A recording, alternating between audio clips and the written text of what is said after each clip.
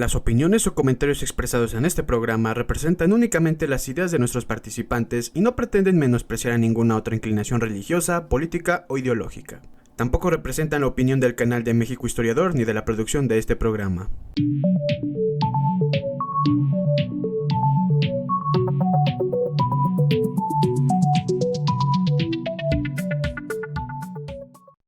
Bienvenidos una vez más al podcast de Más Allá de la Historia de México Historiador, y hoy estamos en esta ocasión especial por el natalicio de Benito Juárez, que ya pasó hace algunos días.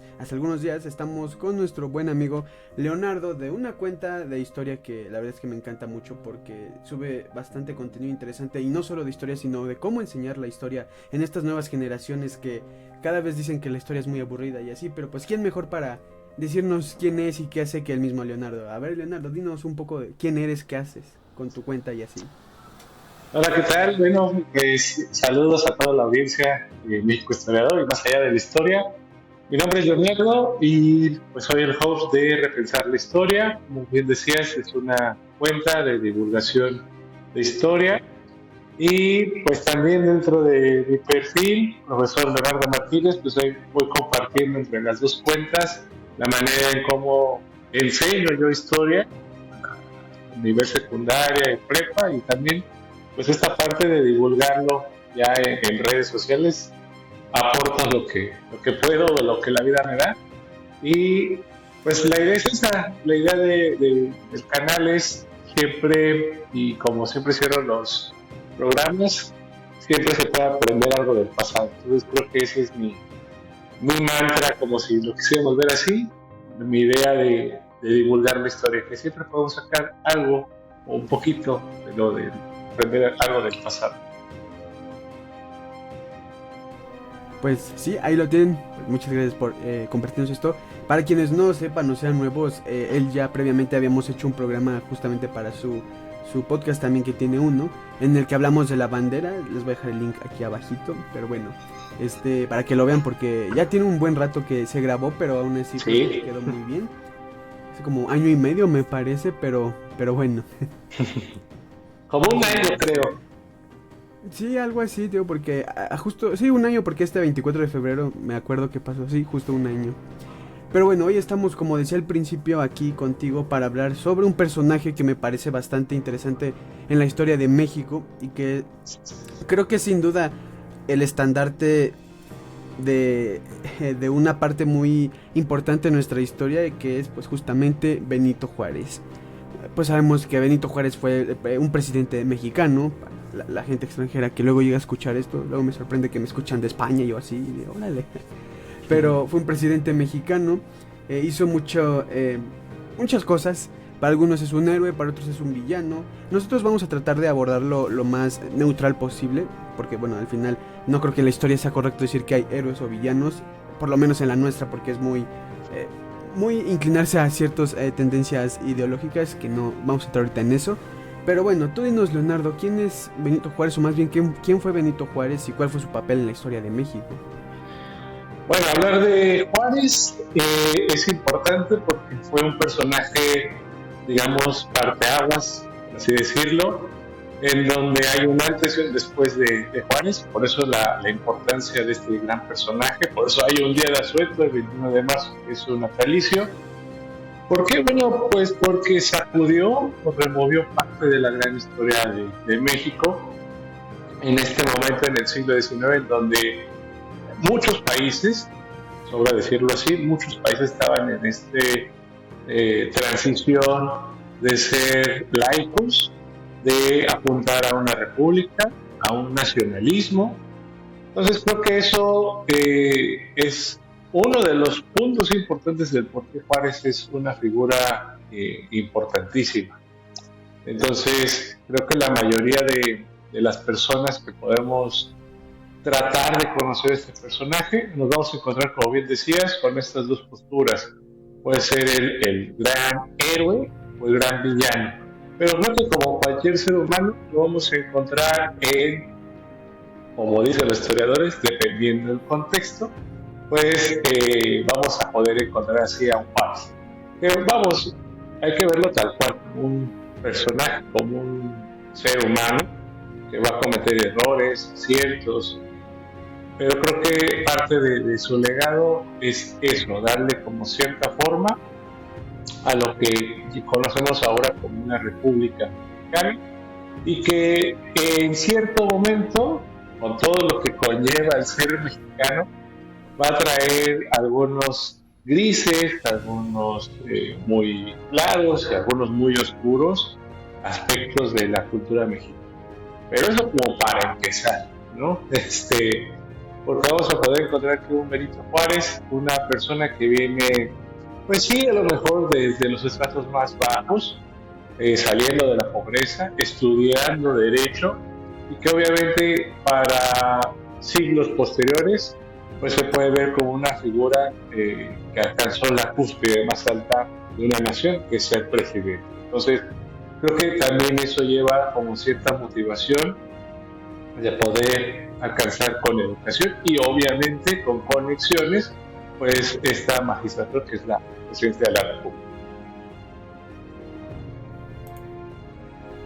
Pues sí, ahí lo tienen. Benito Juárez, como decías, era una persona que si bien venía de estos pues estratos bajos, era zapoteca, venía de su familia era zapoteca, vivía en Oaxaca. Bueno, yo creo que los más veteranos en nuestro país recordarán mucho esa canción que, bueno, yo personalmente, yo me acuerdo que me enseñaron en la primaria que decía Don Benito Juárez, que nació en Guelata, un pueblito de Oaxaca, y bueno, el resto ya no me acuerdo mucho, pero yo conozco mucha gente que conocía esa canción y que con ella pues supieron o aprendieron quién era Benito Juárez, y me parece interesante como muchas generaciones han crecido con una figura de Juárez que en este punto es la imagen que nos pinta pues la educación en México de Juárez es muy muy bonita, muy inocente de Juárez como una persona de pura bondad, que bien mencionas que pues también era humano y tenía sus claroscuros,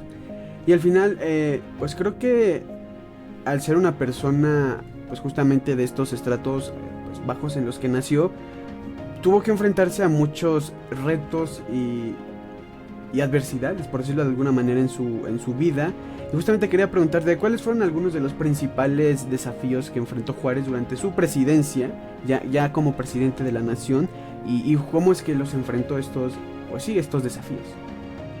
Bueno, primero hay que recordar que para alcanzar la presidencia como tal lo tomó de manera, no puedo decir azarosa, pero sí por emergencia.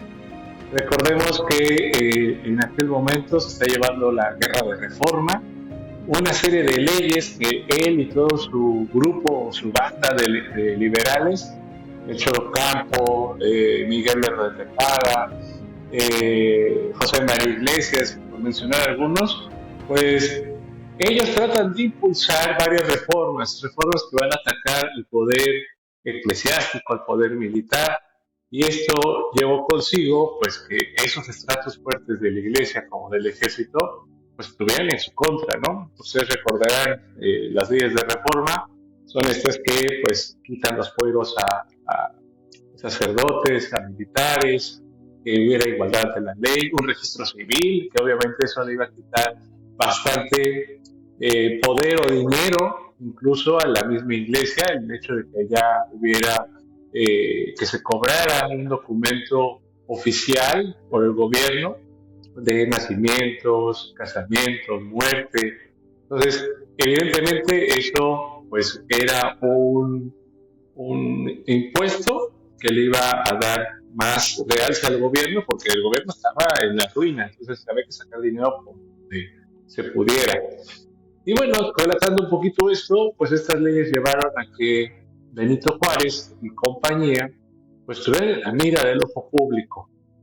En aquel momento los conservadores empezaron a hacerle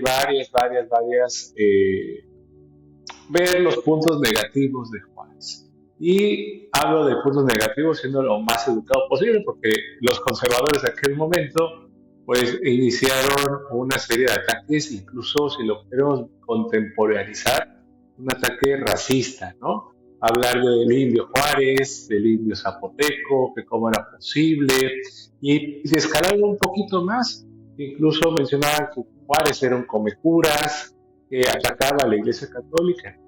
Entonces todo esto evidentemente empezó a ayudar a tener una figura de Juárez para el pueblo que estaba muy pegado al clero, pues como una figura del diablo, ¿no? Vemos a lo mejor algunas caricaturas o panfletos que se pronuncian como Juárez, así como el mismísimo Satanás, precisamente porque está atacando a las tradiciones del pueblo mexicano del siglo XIX. Entonces, esas son algunas de las vicisitudes que había empezado a formar. No lo querían por esta serie de reformas, y cuando asume la presidencia lo toma por un autogolpe de estado de Ignacio Comonfort, que ahí hay una anécdota con Ignacio Comonfort. Él era soltero, pero quien prácticamente lo empuja a darse ese autogolpe de estado fue su mamá. Tiene una profunda mamitis, en donde pues su mamá lo obliga a decir, oye, no puedes estar validando las creencias o las ideas de Juárez y compañía, o sea, debes de tomar ya un carril, o te vas con los conservadores o te vas con esos mugrosos liberales. Y pues siendo tan blando Ignacio Comonfort, quien sirve a dos patrones, con uno siempre queda mal. Y eso evidentemente hizo a Ignacio Comonfort. Al no plantarse como el presidente fuerte, que no quería que hubiera guerra, pues optó por el lado conservador, y evidentemente los liberales estallaron ahí. Entonces, al hacerse este autogolpe de Estado, Benito Juárez en aquel momento era presidente de la Suprema Corte de Justicia, y en aquel momento, al no haber un presidente, quien tomaba la presidencia era el presidente de la Suprema Corte, en este caso Benito Juárez. Y entonces, ante esa guerra civil, que era la guerra de reforma, pues es cuando comienza a tomar el poder. Y aquí recordemos un poquito que va a haber dos presidentes en aquel momento, ¿no? Miguel Miramón y Benito Juárez. Miguel Miramón del lado conservador y Benito Juárez del lado liberal. Una guerra que yo siempre la comento cada vez que puedo, es una guerra de pobres. O sea, los dos bandos no tenían dinero, estaban atacando con lo que podían. Había un ejército mexicano diezmado, no tenían ni para balas ni para fusiles, trataban de perseguir a Juárez, y por eso es que vamos a encontrar varios tratados ahí entre varios países para poder solventar esa guerra civil. Pero me estoy adelantando para no empezar a tocar varios puntos. Sí, no te preocupes. Pues fíjate, yo no me conocía esa historia sobre Comonfort y su mamitis, que pues bueno, esta historia que surge de este personaje, bueno, este presidente mexicano. Y como bien mencionas, claro, Juárez llega al poder no en unas elecciones, no en unas, pues sí, justo de una manera, no decirla no democrática, pero porque fue legal, porque así se establecía en la Constitución. Y justo Juárez llega al poder siendo presidente de la Suprema Corte, y me parece interesante cómo abarcas este punto sobre que no había nada para combatir entre conservadores y liberales, porque pues prácticamente toda la historia de México, desde la independencia para el momento en el que Juárez asciende al poder, es pura guerra interna, que yo siempre llamo fracticida, porque al final siempre fue nosotros contra nosotros. Incluso cuando nos intervinieron los estadounidenses y primero los franceses en 1838 o 36, no recuerdo en este momento, más o menos 38, 36, la primera intervención francesa, pues justo los mexicanos se dividían para ver de qué lado se quedaban. Siempre yo llevo al recuerdo cómo es que en la guerra con Estados Unidos, pues prácticamente las únicas personas que lucharon verdaderamente por México siempre fue el pueblo, porque o bien los conservadores se iban con la iglesia, que también tuvo mucha intromisión en esa guerra, porque por ejemplo en Puebla el arzobispo dejó entrar a los estadounidenses así como si nada, los dejó entrar casi invitándolos a que se quedaran ahí.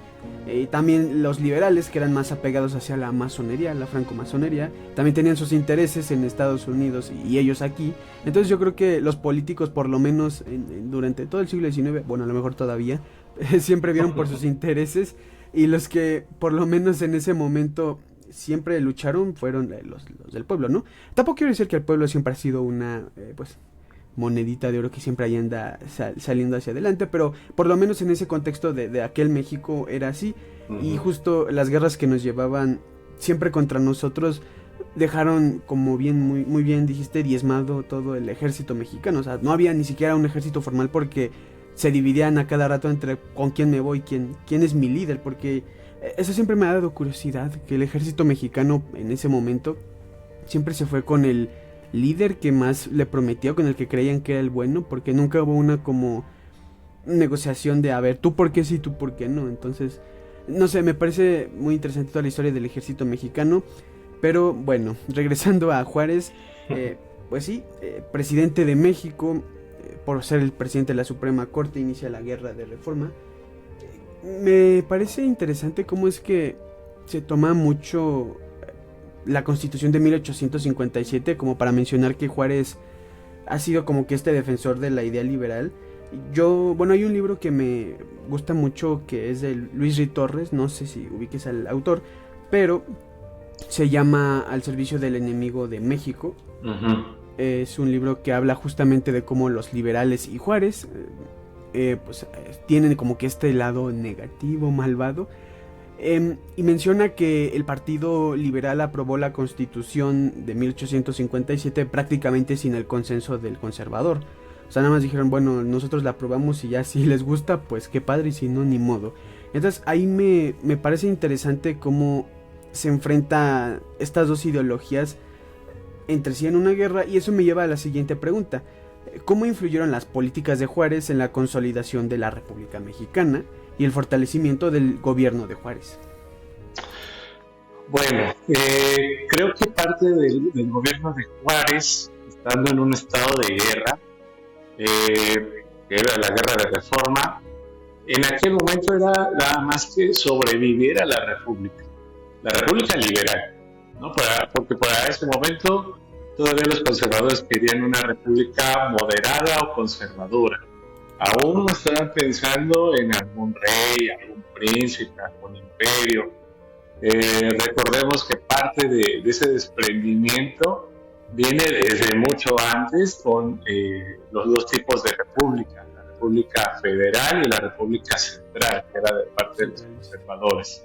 Entonces, creo que parte de todas estas ideas fue querer hacer una copia como mucho más genuina de Estados Unidos al llevar una república tal cual federal.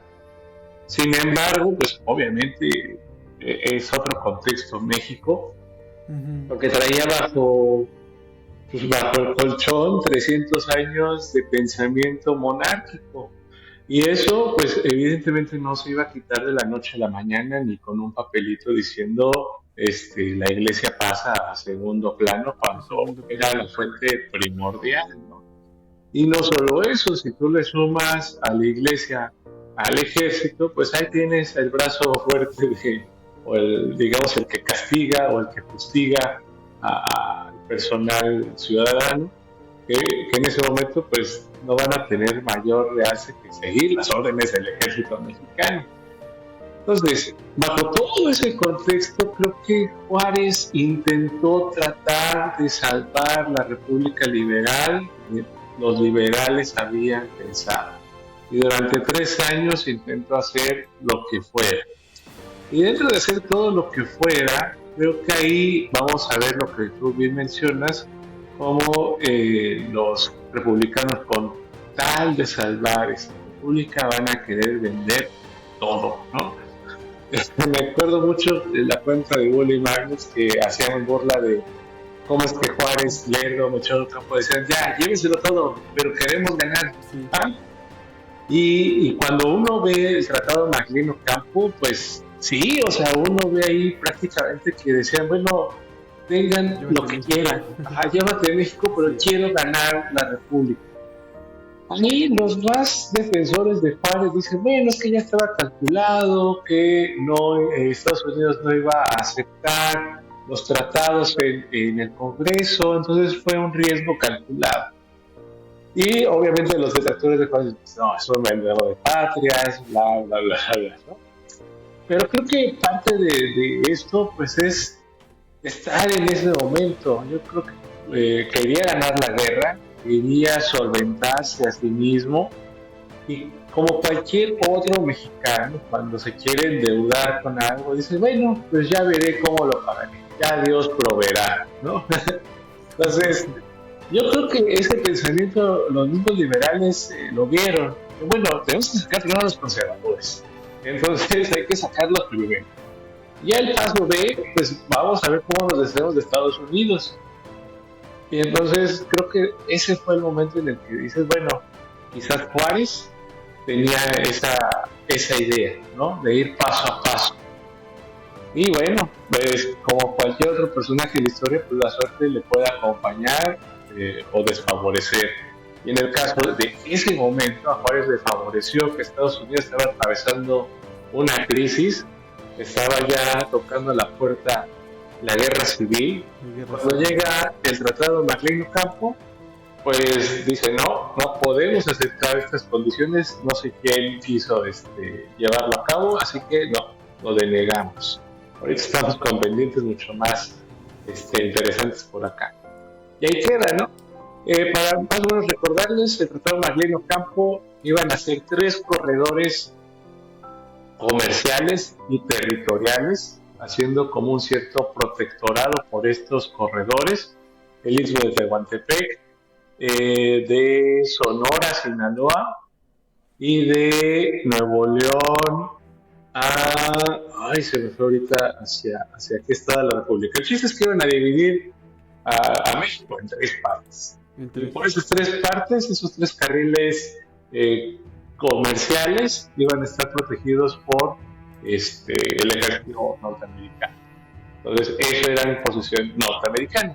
Básicamente era tener un Puerto Rico en México. Así. Justo.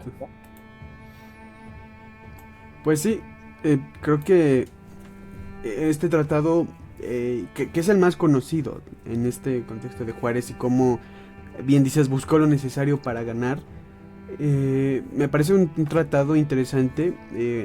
Yo había leído en este mismo libro que te menciono, menciona el autor que no se ratificó porque pues justo la guerra civil estaba ya prácticamente gestándose a nada de comenzar, y de alguna manera fue la respuesta de los pues, gobiernos de los estados del norte para decirle a los del sur no, porque eso les iba a dar más poder con todo lo que había aquí, de alguna manera, recursos y todo lo necesario para que ellos ganaran.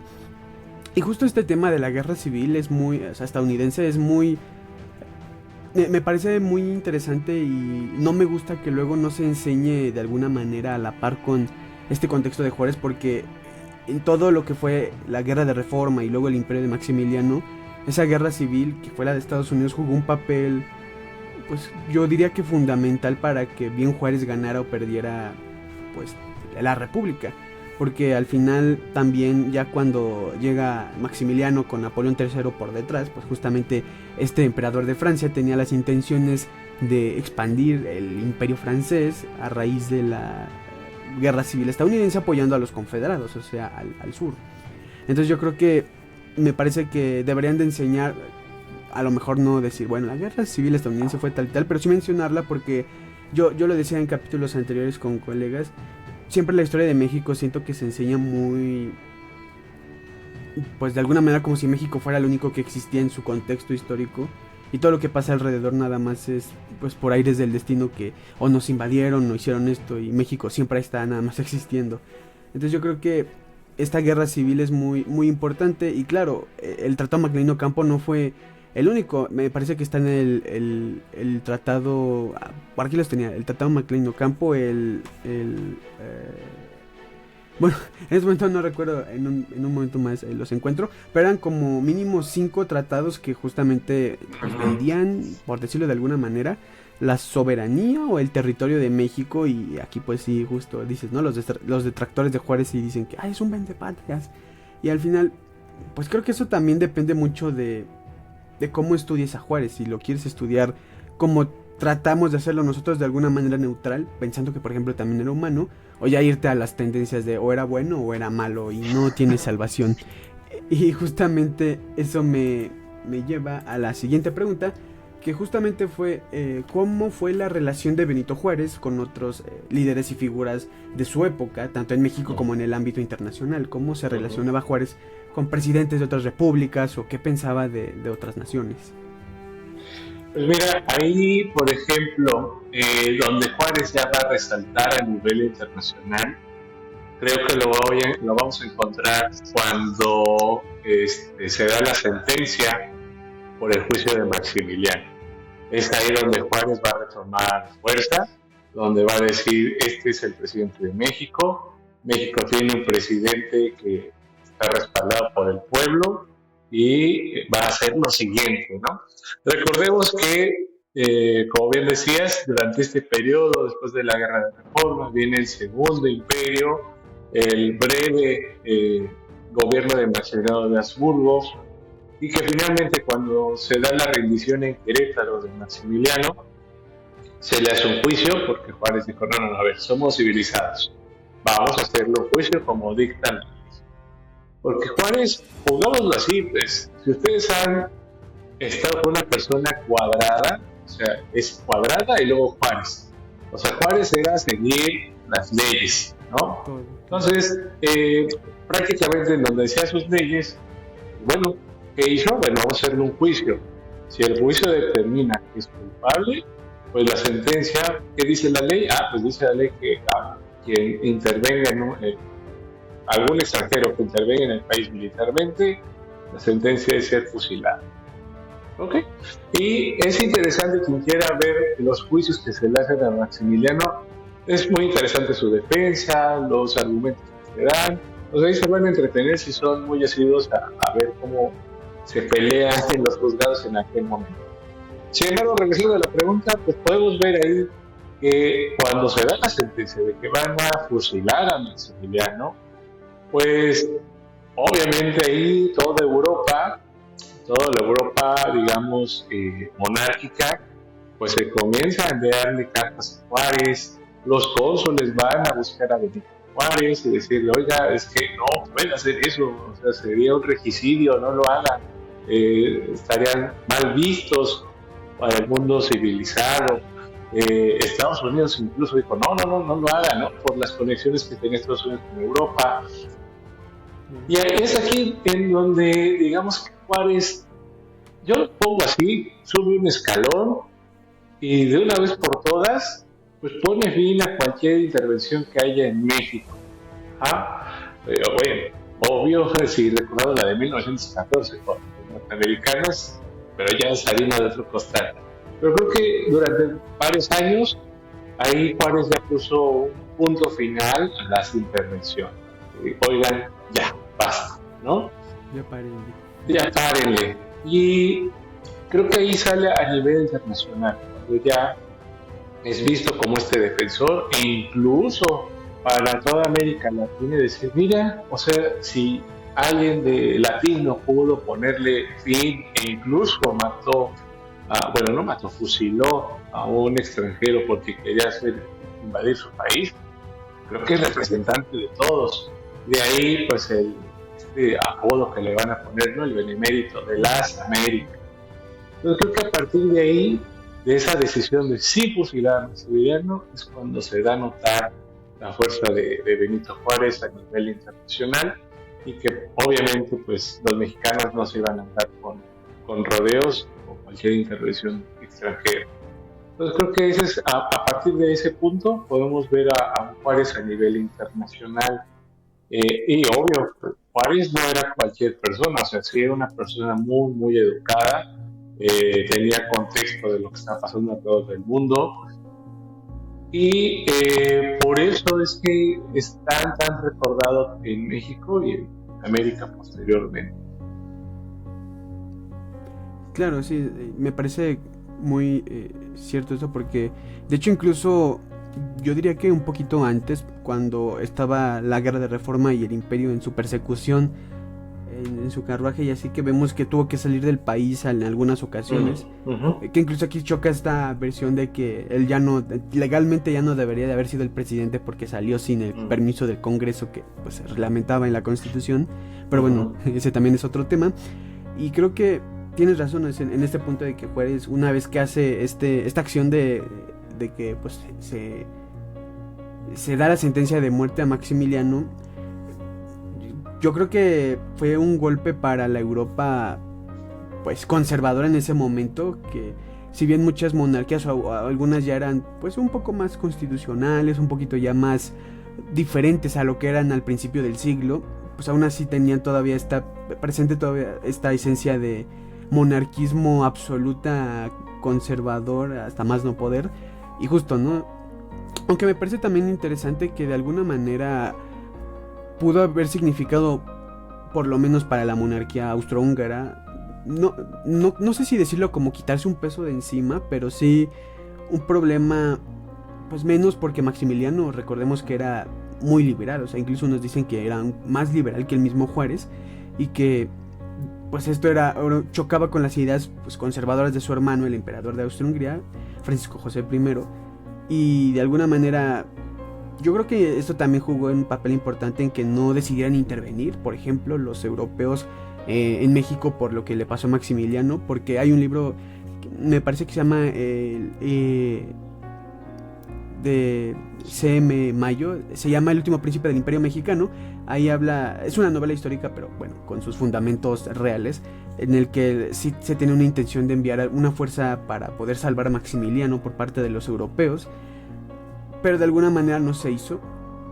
Ahí no deja muy claro por qué sí y por qué no, pero da a entender que fue por estas ideas ultraliberales que tenía Maximiliano que chocaban con la Europa conservadora.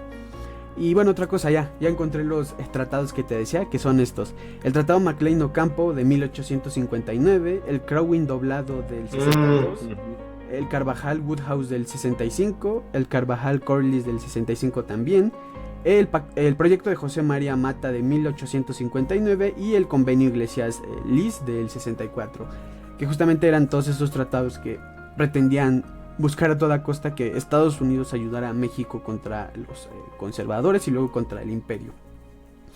Y sí, justo me parece que Juárez es una figura internacional, y mencionaste su apodo del Benemérito de las Américas, que esta historia me parece muy interesante porque este apodo empieza en el Congreso de Colombia. Empieza con una carta falsa que escribió un político colombiano al Congreso de Colombia, donde según Juárez y Maximiliano intercambiaban palabras y Juárez siempre defendió la soberanía y así, y el Congreso de Colombia pues lo aprueba. De hecho hay una placa que lo conmemora, no sé precisamente si está en el Congreso de Colombia o en México, pero dice que justamente lo llaman Benemérito de las Américas. Después Matías Romero, el embajador y diplomático mexicano, pues dice que esto es falso y pues, bla bla bla. Se desmiente que esta plática o intercambio de palabras entre Juárez y Maximiliano sucedió.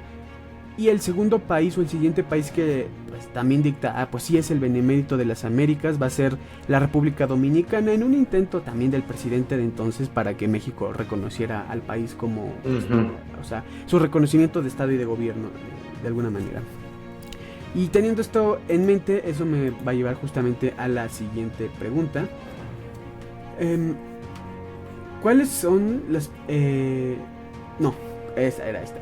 ¿Cómo se conmemora y recuerda a Juárez en la actualidad en México y en el mundo? ¿Cuál es la imagen que se tiene de este personaje, pues sí, en México y en el resto del mundo? Creo que lo que he visto actualmente es que a Juárez, lo que decíamos en un principio, ya en este momento en redes, pues vamos a encontrar cada 21 de marzo los detractores y los defensores, ¿no? En este sexenio, por ejemplo, se le ha dado mucho más realce a Benito Juárez, pues porque es el sueño húmedo del presidente actual, ¿no? Es su estandarte. Y de hecho, o sea, esto es opinión mía, pero creo que alguna vez lo escuché. Creo que no recuerdo bien cómo se llama el libro, si es Testimonio para mis hijos, es el diario que escribe Juárez. Creo que en Apuntes para mis hijos, gracias. En aquel libro menciona que Juárez hablaba lento. Entonces, creo que parte de que nuestro actual presidente haya tomado el estar hablando de él, pausado, es precisamente por esta figura de Juárez. Entonces, no se me hace muy raro que, o sea, lo tenga, pero acá. Ese es el problema, En las noches. sí, de rezarle en las noches, de idealizarlo. Esos son los problemas de idealizar a los personajes históricos, porque pues no lo ves como un ser humano, o sea, ya lo estás viendo casi al punto de deidad, y pues evidentemente era un ser humano como tú y como yo, pero en un siglo completamente distinto. Entonces, creo que lo que hay que observar o conmemorar son las cosas que realizó. Y conmemorar es como traer a la memoria qué realizó y decir, bueno, pues sí, durante su gobierno impulsó las leyes de reforma, defendió la República Federal, defendió que hubieran elecciones, y de ahí pues nos podemos ir, bueno, sí, pero ya cuando fue presidente no quiso ser solo presidente de 4 años. Creo que eso lo hubiera salvado, decir, bueno, ya hubiera sido la punta más alta, decir, bueno, pues sí, ya fue presidente, quien sigue está bien, ya se fue. Pero no, o sea, como dije hace unos momentos, era la persona más cuadrada del mundo, y como la persona más cuadrada del mundo, y que todo quería que estuviera a su orden, pues evidentemente no iba a dejar el poder a menos de que la muerte se la arrebatara, y extrañamente sucedió así. Y el hecho de que la muerte lo quitara de la presidencia, porque el presidente cuando falleció ya había sido electo, me parece, ya había ganado, pues hizo que se volviera como en este hito de volverlo como un ser santificado, aunque suene rara la palabra democrática. Pero creo que hizo eso que Juárez tuviera este misticismo, eso quería mencionar. ¿Por qué? Pues porque realmente Juárez pudo haberse convertido en un Porfirio Díaz. Finalmente, oaxaqueño, quizás no tenía como esta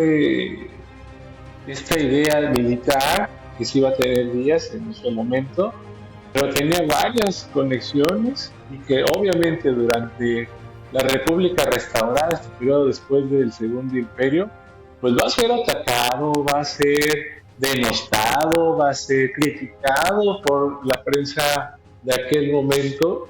Entonces, creo que ahí habría que ver, quizá Madero no fue el único personaje para ser atacado por la prensa, sino también un Benito Juárez, que en aquel momento se hacían un montón de caricaturas sobre él en esta República restaurada.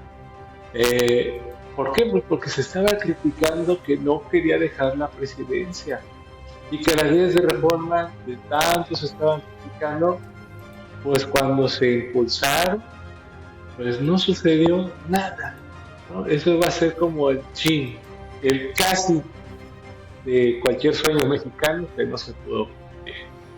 Entonces creo que el modo de ver a Juárez ya en esta época es no solo quedarnos con esta idea que mencionabas al principio del indio zapoteca que se convirtió en presidente, sino en observar qué realizó y qué nos dejó. Bueno, nos dejó una república federal, nos dejó tener un gobierno laico, y ahí les voy a regalar un dato. Dentro de sus leyes, quien va a poner los días de asueto como asueto en una legislación civil fue él. O sea, él entendía que no era un comecura, no estaba en contra tal cual de la religión católica, sí de la institución iglesia. Y la iglesia estaba cobrando de más, o pues no estaba retribuyendo nada a la sociedad. Pues eso es lo que atacaba. Pero Juárez era también un creyente, y por lo mismo pues puso en la legislación que el 12 de diciembre fuera feriado, que el jueves de Corpus en junio, que también el 24 de diciembre, el 25 de diciembre, También iba a estar esta Semana Santa, jueves y viernes santo, se iba a descansar y eso estaba en la ley. Por eso actualmente estaba, porque ya no está, todas estas legislaciones laicas, pues se quitaron, o sea, se quitaron estos días festivos de la religión y ya queda en la empresa darlos o no, porque digamos que por ley no está sustentado hacerlo. Cualquiera. Exactamente. Pero algo que nos dejó eso de Juárez y de épocas pasadas, a lo mejor por los abuelos, por la familia, pues se formó una tradición ahí que esos días se descansaba. Y por eso vemos ahora a los millennials generación X de ¿por qué no estás descansando? Pues hijo, es que esto ya cambió desde hace años. A lo mejor tu abuelo, tu papá te está diciendo que descanses, pero ya no sucede así. Ya, ¿no? claro. Pero creo que eso es lo que hay que recordar de Juárez. Y fíjate que me pasó, y recientemente estoy viendo ese tema con mis chicos de secundaria que me sorprendió, que estábamos hablando del Segundo Imperio y acabamos, y hablamos de pues, las ventajas de tener una democracia y una monarquía. Y al final, como de la reflexión, uno de mis alumnos me dijo, bueno, profe, sí, está bien que Juárez haya defendido la democracia y el presidencia, pero después se quiso perpetuar en el poder. Pues sí, no te puedo argumentar en contra de eso. Nada, pero sí, claro. Porque así sucedió y pues finalmente pues somos seres humanos, ¿no? Y creo que esa es la manera de recordar. Claro. Sí, siempre hay que recordar, como dices, lo bueno y lo malo y tratar de encontrar un equilibrio porque no está bien que uno recuerde o bien todo lo bueno que podríamos sacarle a una persona y lo malo porque es caer en idealizaciones pues ya sea pues negativas o positivas de personajes. Y justo, o sea, esto de las reelecciones de Juárez, que incluso también defendía de alguna manera el no reelección que posteriormente tomarían Díaz y luego Madero, me parece interesante porque no es que Juárez se haya perpetuado en el poder por ser un dictador. Digo, tenía tintes ya después del imperio y en la república restaurada ya tenía poderes pues casi de vital dictador. Pero sus presidencias a lo mejor no fueron democráticas, pero fueron pues legales de alguna manera porque fue el Congreso el que dijo, bueno, pues otro rato más y otro rato más, porque era la gente que tenía Juárez. Y me parece curioso cómo después sus propios amigos liberales, ya cuando están en la República restaurada, cuando ven que Juárez ya pues, está pasando de tiempo y ya lo que sigue, incluso empiezan a estar o a decir cosas en contra de Juárez. Por ejemplo, aquí tengo unas frases que, por ejemplo, la dice el Nigromante, que también era un liberal muy allegado a Juárez, que decía, Benito Juárez, el más despreciable de nuestros personajes. O, por ejemplo, el de Jesús González Ortega, otro liberal allegado a Juárez, decía, Juárez, impío, saqueó la catedral de Zacatecas apoderándose de toda la plata. También se apoderó del bautisterio de la parroquia, igualmente de plata, para su provecho personal. Y bueno, hay algunas cuantas frases más que siempre, que son de liberales, que eran muy allegados a Juárez, que pues, hablan mal de él, por decirlo en pocas palabras. Y me parece que esto justo es lo que de alguna manera le pasó también a personajes como Porfirio en su momento, que a lo mejor para ese momento ya era mucho tiempo que consideraban que estaba Juárez en el poder y por eso decían, bueno, ya lo que sigue. Incluso hay levantamientos armados en regiones que ya decían Juárez ya no debe de ser más el presidente. Y de ahí que cuando él se muere, pues el Partido Liberal se parte en tres facciones, que es en la de Lerdo de Tejada, Porfirio Díaz y me parece que el de José María Iglesias. Justo. Entonces se parte en tres, el Partido Liberal, y ya se fragmenta toda la unión que podrían haber tenido en un principio contra los conservadores. Y hablando de la muerte de Juárez, aquí entra un tema muy interesante, que es, ¿él murió por causas naturales o fue envenenado en esta leyenda de la carambada? ¿Tú qué piensas de esta versión? ¿O tú cómo ves, Juárez murió envenenado o por causas naturales? creo que parte del misticismo que te decía de la muerte surgió esta leyenda. Esta leyenda que ustedes la van a poder encontrar en Querétaro, donde surge. Ahí también los invito a que visiten Querétaro. Hay unas callejoneadas donde cuentan la historia de esta personaje, Leonarda, que es quien se piensa que envenenó a Juárez con una 21, que le puso en el filo de las páginas de un libro que estaba leyendo Juárez, que se infiltró. O sea, suena muy conspiranoica la leyenda, porque Leonarda era una soldadera que se le hacía llamar a las Adelitas del siglo XIX, que se infiltró a Palacio Nacional por venganza por la muerte de su esposo, que murió durante la Guerra de Reforma, y que se infiltró, digo, en Palacio Nacional como la servidumbre, y encontró un libro que siempre estaba leyendo Juárez. Y dijo, pues lo voy a envenenar. Puso tantita 21 en las páginas del libro, y según cuentan, pues Juárez cada vez que cambiaba de página se lamía la yema del dedo para copiar. Entonces de ahí salió que pues le dio ataque fulminante a Juárez y que murió envenenado. Sin embargo, pues queda leyenda porque hay varios relatos médicos que van diciendo que sí, Juárez ya sufría de algunos ataques cardíacos, que es lo que le va a preceder. De hecho, hay relatos ahí medio escalofriantes, no escalofriantes, sino muy horrendos. Yo no me imagino cómo era tener esos ataques en aquel siglo, pero le ponían compresas frías, compresas muy calientes, casi con el agua hirviendo en el pecho para tratar de reanimar el corazón, porque ya estaba latiendo muy despacio. Entonces, ese tratamiento, quedaron quemaduras en el cuerpo de Juárez, en donde pues obviamente por esas compresas de hielo y caliente, pues, evidentemente iban a empezar a devastar la piel de Juárez. Entonces, creo que queda como en lo anecdótico y en lo místico de que tenía varios detractores y que por eso murió, porque no querían que se perpetuara su poder, pero creo que pues corrió con la mala suerte de morir por estos ataques cardíacos que tenía. Y en mi opinión, pues sí, sufrió de una muerte, digamos así, natural, y que ayudó eso que se quisiera que se presentara el mito alrededor de esta figura, ¿no? Ustedes recordarán alguna frase de los Juegos del Hambre, cuando quieren matar a Candace, el gran personaje de la novela, dice, no hay que matarlo ni asesinarlo porque va a quedar como un ídolo. Y creo que eso es lo que le pasó a Juárez, ¿no? Lo alcanzó la muerte y se volvió un ídolo.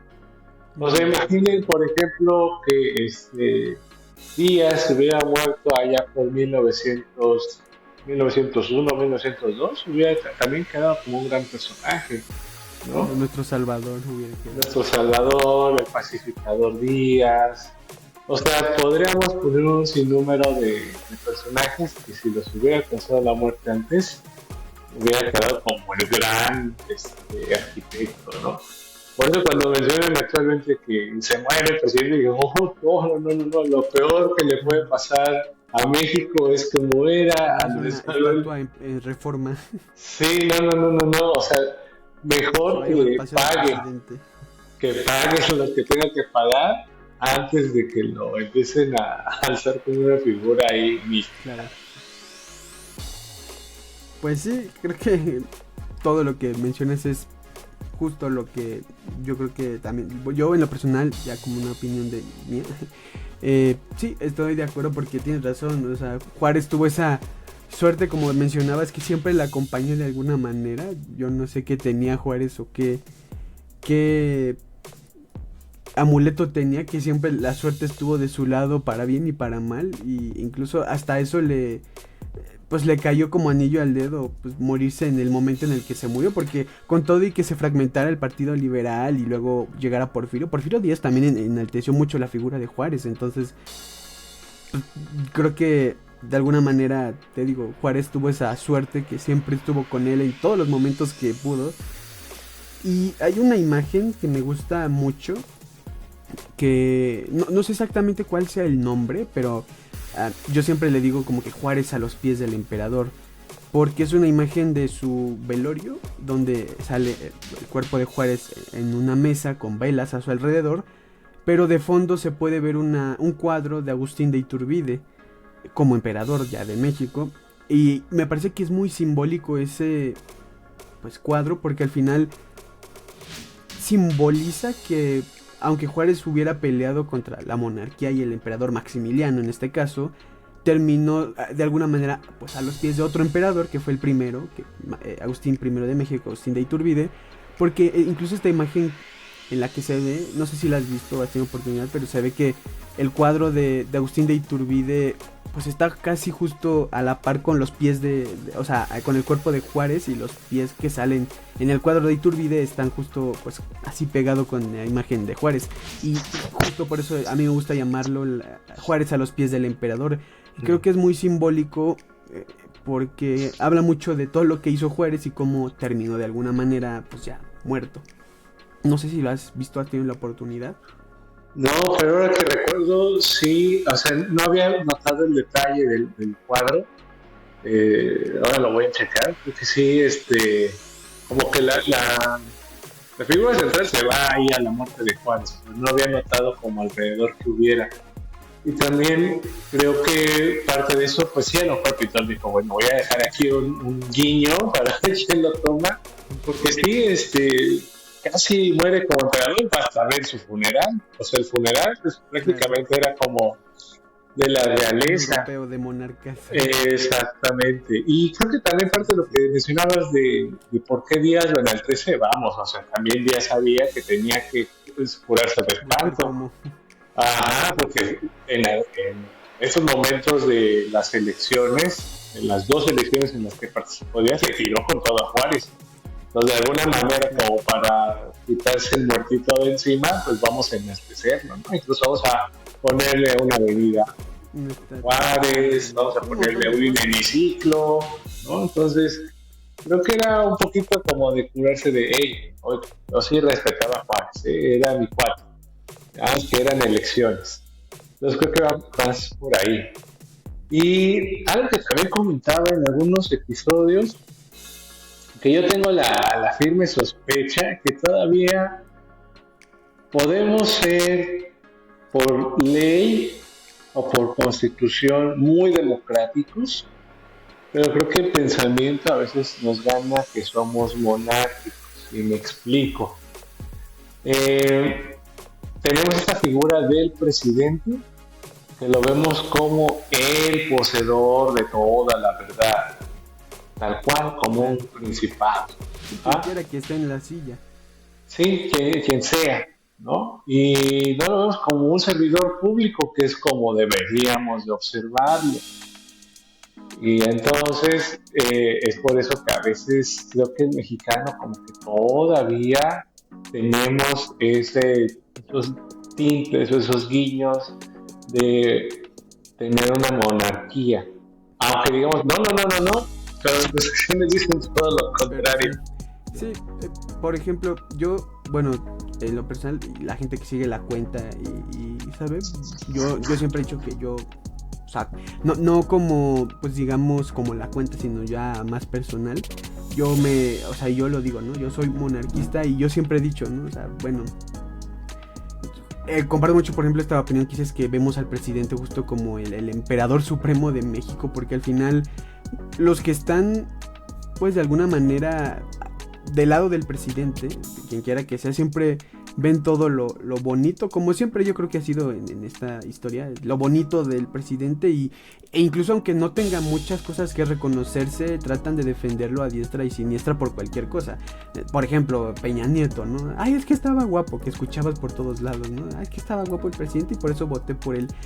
Por ejemplo, este tipo de cosas que lo defienden por cosas que no son las más, pues no sé si llamarlo críticas o las más, pues no sé, no encuentro la palabra, pero bueno, creo que sí me entiendes. Y al final creo que todo este pensamiento monárquico que mencionas es que justo analizando cómo es que ha sido la estructura de México, ya si nos vamos antes de que México pues fuera México, ha sido más este territorio, más tiempo una monarquía o con un sistema monárquico, que fueron los 300 años del virreinato, que una república, porque si bien México nació en 1824, apenas vamos a celebrar este año los 200 años de la primera república federal. Y al final creo que siempre esta figura de hablar sobre Maximiliano y de Juárez, por ejemplo, también nos remonta mucho a este tema del monarquismo y el republicanismo, que bueno, también es un tema de otro episodio, pero siempre me ha parecido interesante cómo se defiende a la república, por ejemplo con Juárez, ¿no? Que somos una república federal, democrática, etcétera, etcétera, y tú ves la realidad de México después de la revolución incluso, y tú dices, pues no sé qué tan democráticos seamos, porque los fraudes de 70 años de un partido creo que hablan de lo contrario, que somos pues muy democráticos y representativos. Y bueno, ya regresando un poquito más al tema de Juárez, y ya para terminar un poquito el episodio de esta ocasión, porque pues ya se nos ha acabado el tiempo, me gustaría hacerte una pregunta que es, bueno, la siguiente. ¿Tú crees que toda esa idolatría que se tiene a Juárez pueda cambiarse en algún momento? La pregunta del millón. No creo. Fíjate que a pesar de que se han hecho varios estudios y que hay quizás dentro de coloquios, dentro de estudios, libros, divulgación, creo que la tendencia del mundo ahorita es siempre estar polarizando. Entonces, hay siempre como esos dos polos, ¿no? Verlo como una figura positiva y otra figura negativa. Entonces, va a ser un tanto difícil quitarle como este misticismo, así como podrían compararlo. O sea, sería muy difícil quitar a José Iturbide del panteón de los traidores de México, ¿no? A un mismísimo Santana o a un Díaz, por ejemplo. Entonces creo que entonces es un tanto difícil porque ya está pues, arraigado en la sociedad, que si bien se han hecho varios estudios, se ha visto como ya más a detalle a Juárez como ser humano, pues no quita que los medios, y hablo medios desde partidos políticos, que quieran ver al personaje de Juárez como, vean, nosotros seguimos a este personaje, por lo tanto nuestra ideología está basada en él. Exacto, entonces creo que parte de ahí pues es un tanto difícil de estar, que la academia esté avanzando pasitos adelante cuando el mismo organismo cultural o social pues arrastra otros 10 pasos atrás. Entonces creo que sí hay que aplaudir todo lo que hay en la academia, por eso es importante, tal cual, con tu espacio, de estar divulgando y estar hablando del tema, también para que las nuevas generaciones a lo mejor no den 2 pasos, sino den otros 5, y que poco a poco ya tengamos más una historia crítica que una historia polarizada, porque la polarización lo único que sirve pues es para generar ruido y no avanzar en nada, porque siempre va a haber 2 puntos, va a haber 2 puntos en donde pues no se quieren poner de acuerdo porque ellos tienen su idea, yo tengo la mía y bueno, ahí está, listo, pero no se avanza en un diálogo. Creo que eso es lo complicado de solo ver esos 2 puntos de vista de Juárez. Y pues quien quiera ver tal cual a Juárez, creo que la fuente más cercana es ese, Apuntes para mis hijos, creo que es el libro de cabecera. Es de él, o sea, no hay quien te diga, es que él era así porque yo lo vi. No, él te cuenta tal cual como es. Y a lo mejor quizás ahí un análisis historiográfico sería el de ver la personalidad de Juárez, de qué quería comunicar, pero creo que lo que vamos a ver es más ahí un estudio psicológico de cómo quería ser recordado ante sus hijos que de un lado político, ¿no? Entonces creo que a partir de ahí podríamos ir observando esos detalles. Incluso es que yo recuerdo que en algunas tomas presidenciales, todavía se llegaba a invitar a los familiares de Juárez, de Zapata, como nuestro gobierno está respaldado por estas figuras, estas familias. Claro. No recuerdo si todavía en la de Cedillo o en la de Fox, en algún momento de las tomas de presidencia, ponían ahí el oficio. Miren, aquí nos acompaña la bisnieta de Juárez, ¿no? Entonces creo que parte de eso es ese lenguaje político que se quiere estar haciendo y que va a ser muy difícil como recordarlo, pero creo que lo que vamos a hacer es conmemorarlo. Eso es lo importante del personaje. Pues sí, creo que todo lo que dices es muy, muy atinado, porque claro, la historia siempre ha sido un arma política. Desconozco cómo es en otros países, pero por lo menos en lo que conocemos, que es México, siempre ha sido un arma política a la historia. Por eso creo que debería de darle mucho más importancia de la que le dan ahora, que nada más hay una simple materia y que tienes que pasar y es de puras fechas, que así se toma. La verdad es que así se toma por la gente y no se toma la importancia como le dan, por ejemplo, a las de español o matemáticas, no lo sé, ¿no? En la primaria y en la secundaria. Pero bueno, como te decía, pues lamentablemente ya se nos ha acabado el tiempo y no me queda más que agradecerte por estar aquí, por aceptar la invitación y darnos un poco de tu tiempo también para estar en el programa. No sé si gustes dejar alguna, decir algo para la gente, la red social. De todas maneras, la vamos a dejar aquí abajo, va a salir para que la gente siga tu cuenta de Instagram. Así que pues no sé si quieras dejar algún mensaje o algo así por el estilo. No, pues te agradezco la invitación, la verdad. Siempre me gusta estar hablando de historia, es como mi gran pasión, mi gran hobby, el estar platicando, debatiendo, discutiendo sobre todos los aspectos que tengan que ver con historia. Soy mexicano, pues eso también lleva como un granito extra de pasión. Y creo que con lo que me gustaría que nos quedáramos es que pues la historia está viva, ¿no? O sea, no es como tú decías, una simple materia. Creo que el poder político, lo único que lo sabe son los políticos, que tienen una poderosísima de saber cómo hablarle a la gente y con qué mensaje llegarle a la gente. Y eso es lo peligroso de las personas que no conocemos de historia. Y hablo, me incluyo ahí porque hay ciertas cosas que no conozco, de que a lo mejor ahí me pueden trastabillar. No somos un libro. Exactamente. Entonces, creo que parte de eso es lo que nos puede abrir la puerta, es ser críticos. Creo que eso es lo fundamental para tener eso. ¿Y qué te da el ser crítico? El revisar el pasado. Creo que eso te va a decir, mira, ¿a poco desde ese momento estaban dando los ataques al presidente? O, mira, en ese momento sí había crítica al presidente. No es nuevo. Entonces, creo que el reflexionarlo así va a ayudar mucho al lenguaje político y social que hay en la actualidad. Y bueno, pues, tal cual, vuelvo a repetir, agradecerte por la invitación. Siempre va a ser un gusto acompañarte en el canal.